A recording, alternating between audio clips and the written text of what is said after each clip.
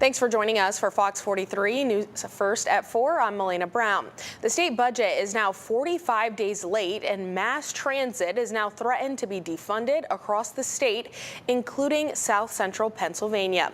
Fox 43's James Corrigan tells us how the debate over how to fund mass transit can affect capital projects here at home.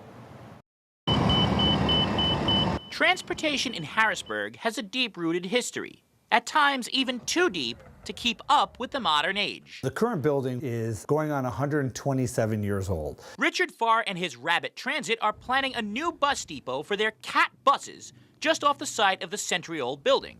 The funding is all in place, except for one last puzzle piece still to be placed just across town. Making sure that the Transit Trust Fund remains solvent to be able to meet these capital needs in the future is pretty important to us. The fight over transit funding came to a head on Wednesday as State House Democrats killed a Senate plan to fund mass transit at the $293 million amount proposed by Governor Josh Shapiro.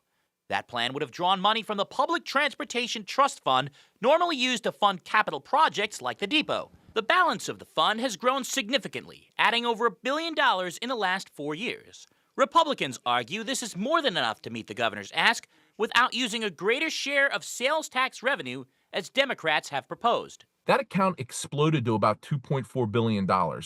There's a ton more money in there that is not even being capable of being utilized in terms of capital stuff.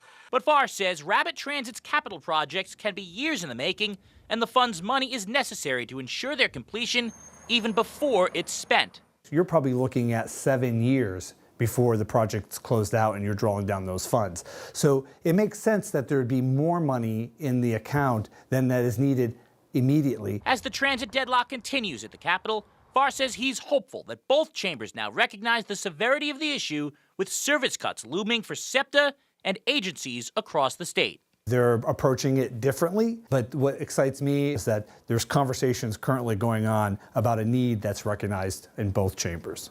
Now, work on the Harrisburg bus depot is expected to start once the City Council approves it on Tuesday, but the timeline for the project remains to be seen, as this and other capital projects across the Commonwealth are all waiting for Democrats and Republicans to come together on transit funding just across town at the Capitol.